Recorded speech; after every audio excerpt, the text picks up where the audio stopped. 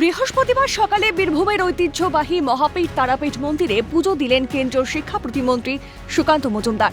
মা তারার চরণে অঞ্জলি দিয়ে রাজ্যের ও দেশের আপামর মানুষের সুখ, শান্তি ও সমৃদ্ধি কামনা করেন তিনি। তবে মন্দির প্রাঙ্গণ থেকে বেরোতেই তার গলায় শোনা গেল চেনা রাজনৈতিক ঝাঁজ। বারুইপুরের এনকাউন্টার থেকে শুরু করে অভিষেক বন্দ্যোপাধ্যায়ের কণ্ঠস্বরে নমুনা না দেওয়া একাধিক ইস্যুতে সরব তিনি। সম্প্রতি বারুইপুরে নাবালিকা ধর্ষণ মামলার অভিযুক্তের এনকাউন্টারের ঘটনা নিয়ে রাজ্য রাজনীতি তোলপাড়। এই প্রসঙ্গে সাংবাদিকদের প্রশ্নের মুখে পড়ে সুকান্ত মজুমদার স্পষ্ট জানান, পুলিশ আত্মরক্ষার্থেই গুলি চালিয়েছে, সবারই আত্মরক্ষার অধিকার আছে।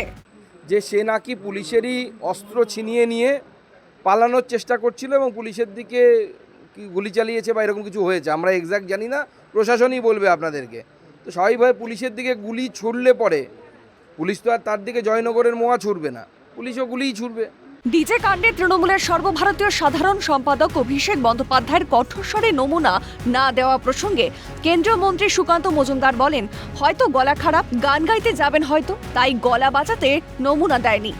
এখন তো আর কয়লা বালি চুরি করে পারছেন না, তাই এবার হয়তো গান গেয়ে রোজগার করবেন। সম্ভবত গলা খারাপ, গান টান করতে যাবেন, আমেরিকা বারবার ভিসা টিসা চাইছেন, তো সেই জন্য গলার নমুনা দিতে চাইছে না, গলা যদি খারাপ হয়ে যায়। এখন তো আর কয়লা বালি চলছে না, গান করে যদি রোজগার করবেন নাকি জানি না। আগে তো ওনার দলের অনেকেই গান টান গাইতেন, সায়নী ঘোষ টোষ। সরকারের তরফে তৃণমূলের 21শে জুলাইয়ের কর্মসূচির অনুমতি পাওয়া প্রসঙ্গে সুকান্ত মজুমদার স্পষ্ট করে দেন যে বিজেপি কখনোই বিরোধীদের কণ্ঠ রোধ করার রাজনীতিতে বিশ্বাসী নয়। আমরা কোনো গণতান্ত্রিক আন্দোলন বা কর্মসূচিকে আটকাতে চাই না, তবে এর পেছনেও একটি আশঙ্কার কথা বলেন তিনি। তার দাবি, বর্তমানে রাজ্যে দুটো তৃণমূল তৈরি হয়। কর্মসূচির নামে যদি দুই গোষ্ঠী মারামারি করে এবং কোনো জীবনহানি ঘটে, তবে দায় এসে পড়বে বিজেপির সরকারের ওপর। দেখুন, আমরা তো বিরোধীদের কোনো কিছুকে আটকানো বা বন্ধ করা, মমতা বন্দ্যোপাধ্যায় কিছুদিন আগে মোমবাতি নিয়ে হেঁটেছেন বারুইপুর কাণ্ড নিয়ে, আমরা তো কোনো মানা করিনি। আমরা তৃণমূলের মতো পথ নেব না, কিন্তু আমাদের বক্তব্য হচ্ছে দুটো তৃণমূল হয়ে গেছে, কোন তৃণমূলটা করবে?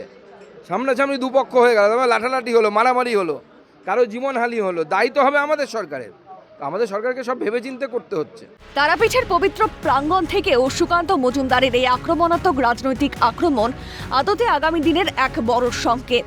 এনকাউন্টারকে সরাসরি সমর্থন জানানো এবং 21শে জুলাইয়ের আগে দুই তৃণমূলের তত্ত্ব খাড়া করা, সব মিলিয়ে সুকান্ত বাবুর এই চাচা ছোলা মন্তব্য আগামী দিনে রাজ্যের রাজনৈতিক পারজ্যে আরও বাড়াবে তা বলার অপেক্ষা রাখে না। বীরভূম থেকে ভোলানাথ চক্রবর্তীর রিপোর্ট, ক্যালকাটা নিউজ।